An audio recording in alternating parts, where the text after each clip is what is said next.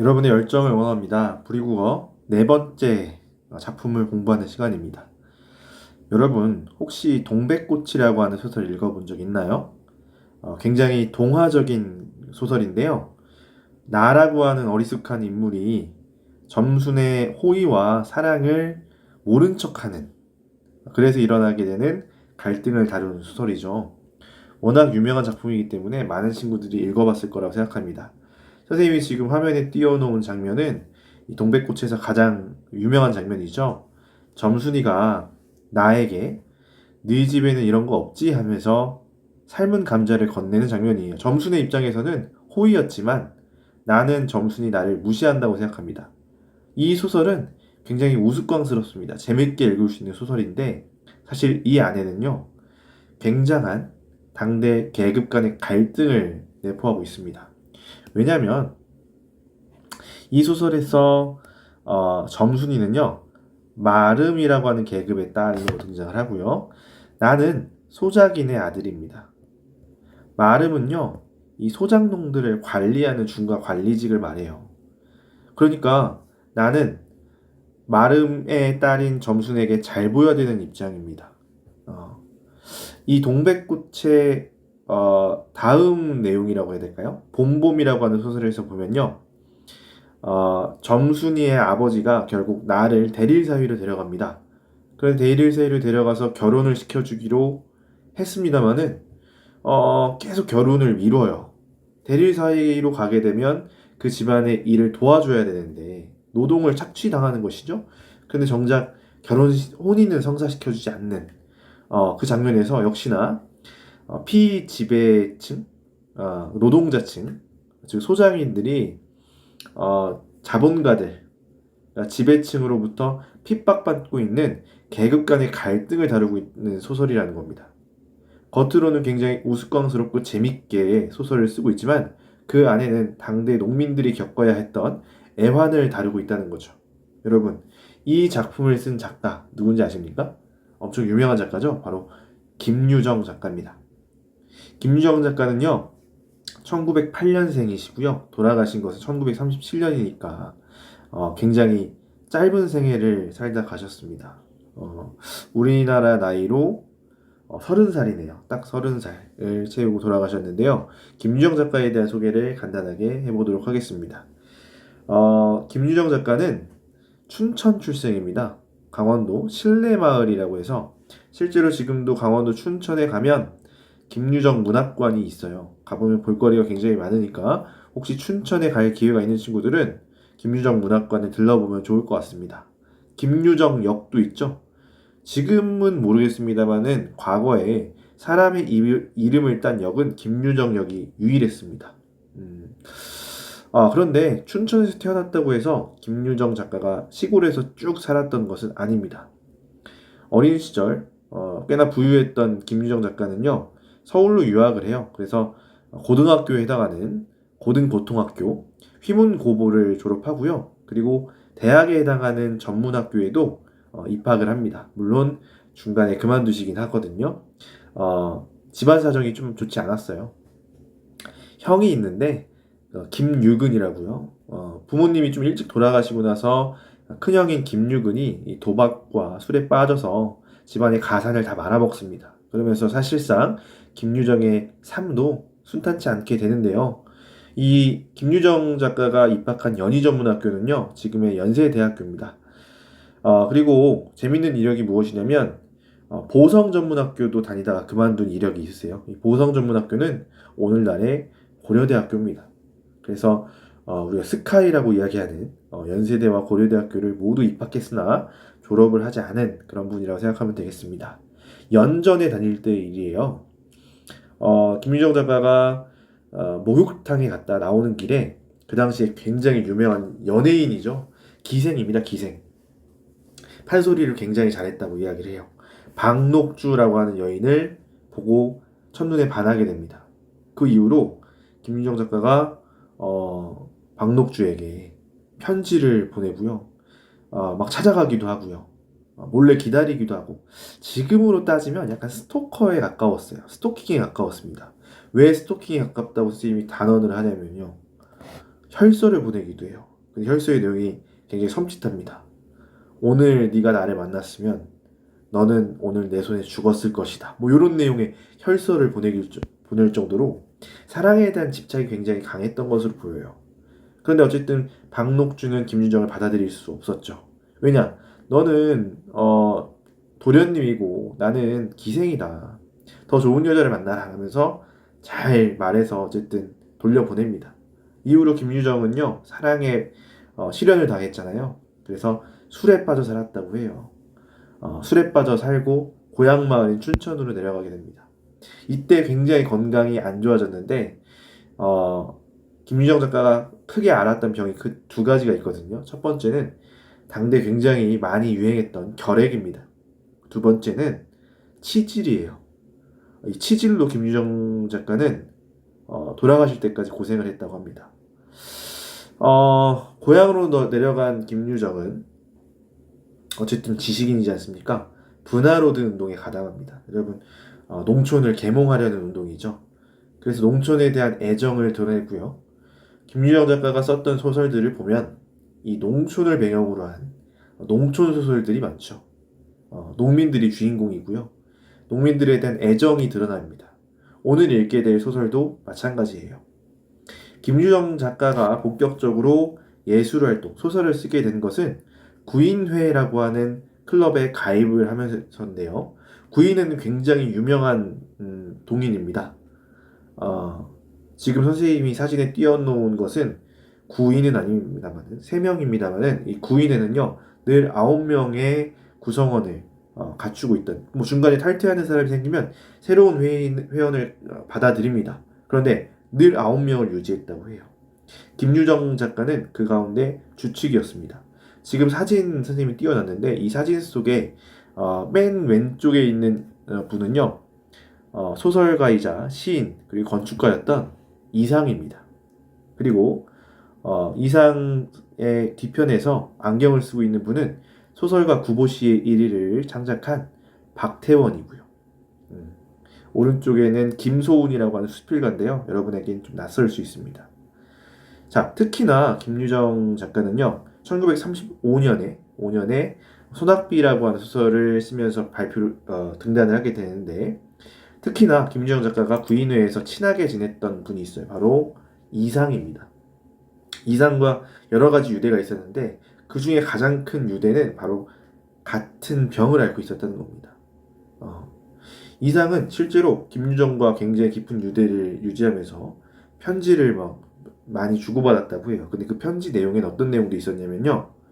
우리 같이 죽읍시다. 즉 동반 자살을 권유하기도 합니다. 그런데 실제로 둘은 같이 동반 자살은 하지 않았습니다만은 한 달여의 차이로 돌아가십니다. 1937년 김유정 작가가 3월 달에 돌아가시고요. 이상은 37년 26의 나이로 4월 달에 요절을 하게 됩니다. 참 기구하죠. 근데 김유정 작가는 우리나라에서, 이상은 일본에서 돌아가시게 됩니다. 그런데 김유정은요, 그러니까 등단을 1935년, 그러니까 소설을 쓴 게 얼마 되지 않았어요. 그렇죠? 2년여간 무려 30여 편의 소설을 창작합니다.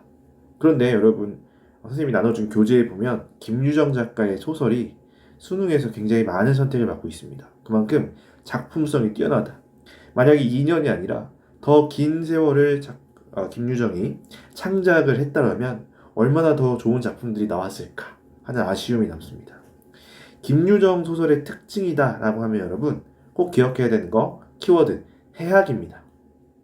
해학이라고 하는 것은요 한마디로 웃음으로 눈물 닦기라고 표현할 수 있을 것 같은데요. 우리 민족의 특징이기도 합니다.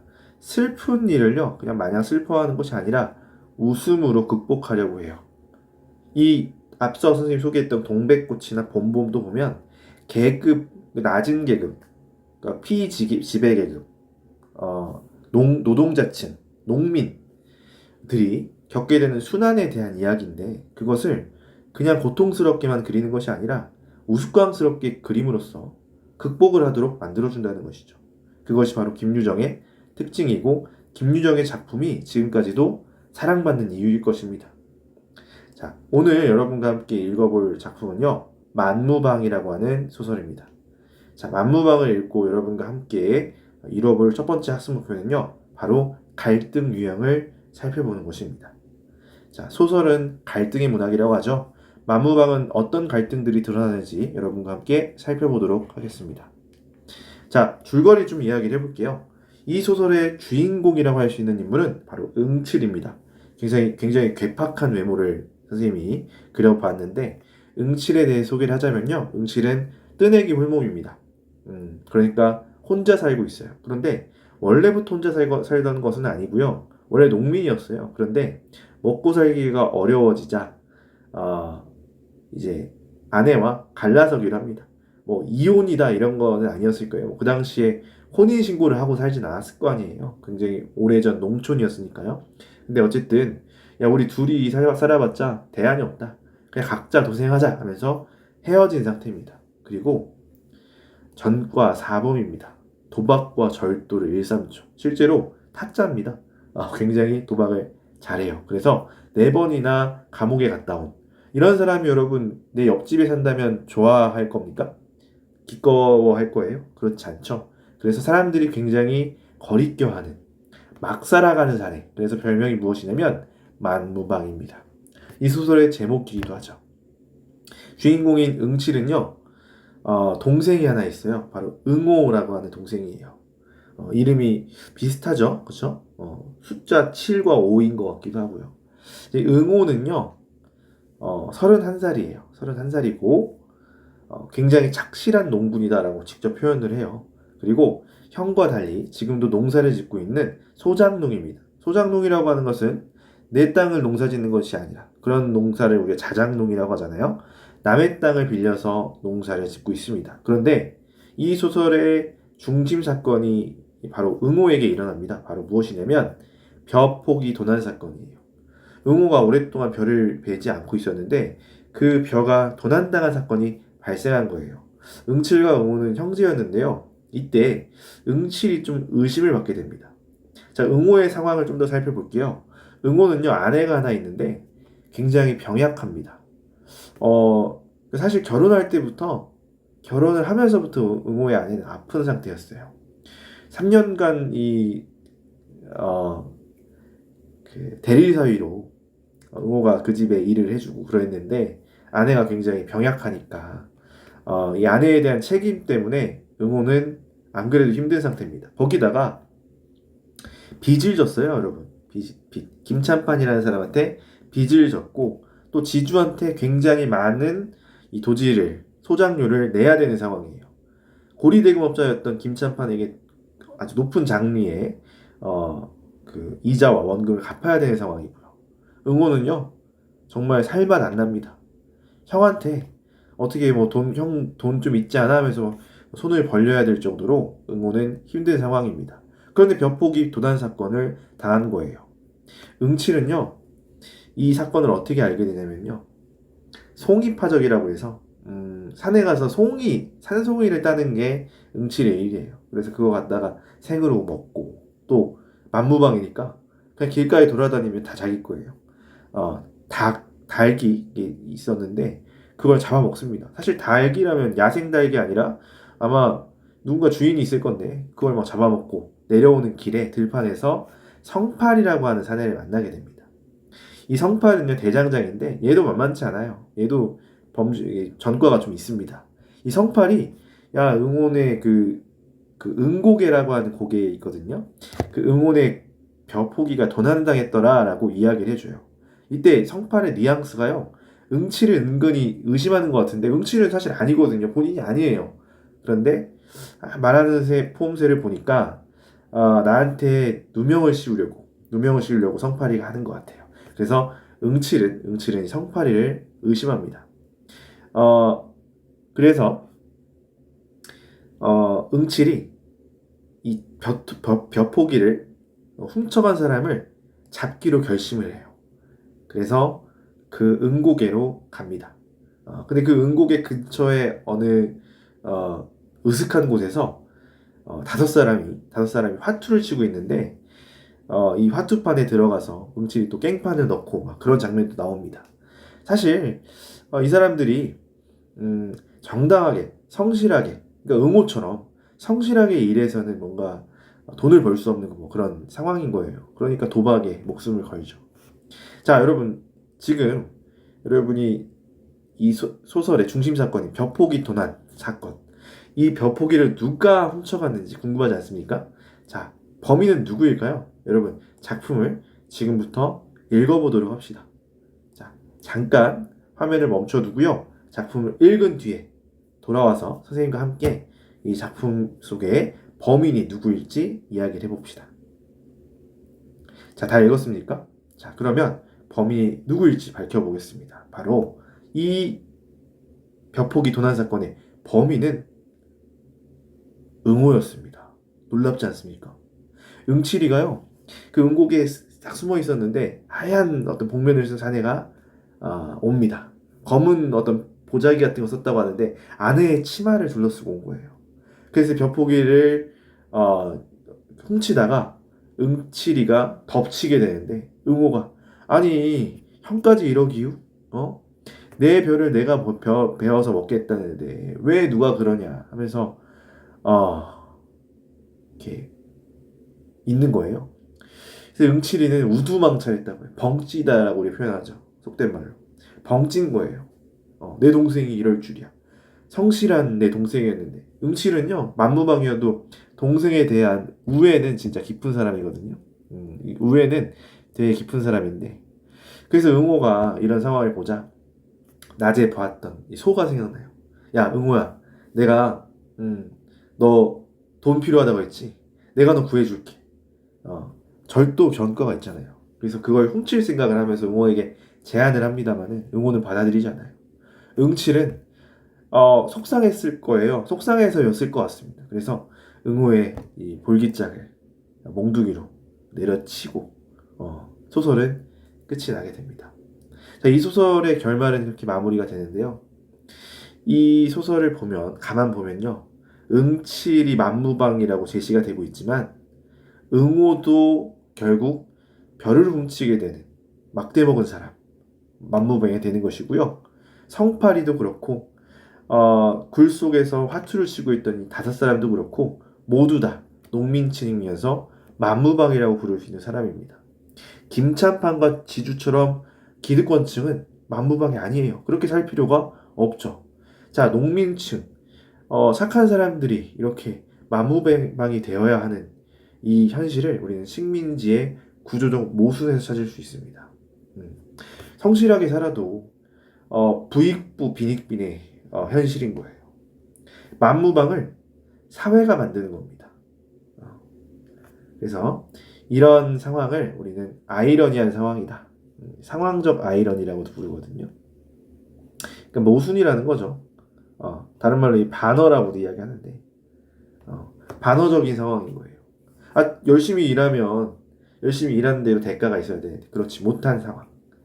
내가 내 별을 훔쳐야 되는 그런 상황. 그런 것을 우리는 아이러니라고 우리가 이야기를 할 수 있을 것 같습니다. 자, 이렇게 선생님과 함께 만무방의 줄거리를 살펴봤는데요. 이 소설이요. 그래도 너무 비극적이지 않게 느껴지는 까닭은요. 해학적으로 그리고 있다. 이것이 바로 누구의 특징이라고 했습니까? 김유정이라고 하는 소설가의 가장 큰 특징이다. 응칠이가 막 응호를 덮치고, 그쵸? 몽둥이를 치고 이런 장면들은요, 꽤나 해학적으로 묘사가 되고 있었잖아요. 그쵸?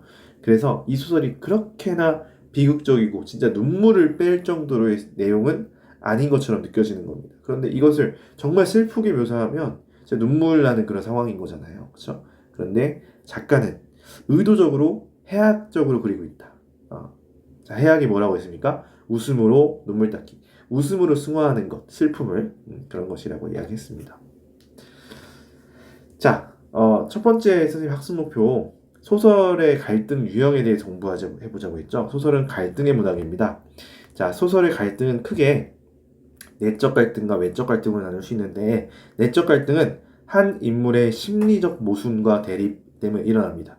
그러니까 예를 들어서 여러분도 오늘 짜장면을 먹을까 짬뽕을 먹을까? 이것도 내적 갈등이잖아요. 소설은 아무리 갈등이 없더라도, 드러난 갈등이 없더라도 작중인물의 내적 갈등이 없으면 전개가 되지 않습니다. 그래서 내적 갈등 굉장히 중요하고요. 외적 갈등은요, 이 인물 내부가 아니라 인물 밖으로 표출되는 갈등을 외적 갈등이라고 합니다. 외적 갈등의 종류는 이렇게 우리가 정리를 할 수 있을 것 같은데, 대표적인 것은 인물과 인물의 갈등이죠. 그렇죠? 이 만무방에서도 보면은 인물과 인물 간의 갈등들이 드러나죠. 그렇죠? 뭐 응칠이와 성파리의 자그마한 갈등도 있었고요. 그리고 형과 동생의 갈등도 있는 것이고요. 선생님이 앞서 설명은 안 했습니다만은 응호가 이 지주 때문에 고통받기에 응칠이가 이제 좀 탕감해달라, 도지 좀 낮춰달라 해서 찾아가는데 그걸 거부하자 이 지주의 뺨을 때리는 그런 사건도 있었어요. 그것도 인물과 인물의 갈등이라고도 이야기할 수 있겠죠. 그죠? 인물 간의 성격이나 가치관 차이로 인한 대립을 우리는 인물과 인물의 갈등이라고 하고요. 인물이 사회 때문에 갈등을 벌이는 경우가 있어요. 이 억압적 사회 환경에 맞서 싸우는 것을 이렇게 그리는 그런 소설들이 있는데, 대표적으로 여러분이 읽어봤을지 모르겠습니다만은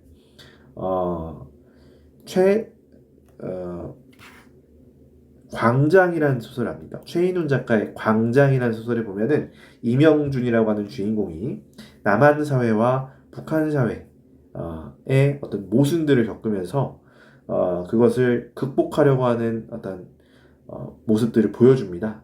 인물과 사회의 갈등이라고 말할 수 있고, 인물과 자연의 갈등, 자연에 의해서 힘들어하는 그런 인물들의 모습들을 그린 그런 작품들을 우리가 인물과 자연의 갈등을 그리고 있다 이야기하는데, 대표적으로 여러분 노인과 바다 같은 소설들이 있죠.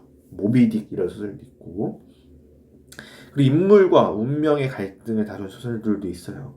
운명에 저항하는 그런 인물들의 모습을 그리는 소설들이 있는데, 대표적으로 떠오르는 것은 여러분 읽어봤을지 모르겠습니다만은 김동리 작가의 영마라고 하는 소설이 있어요.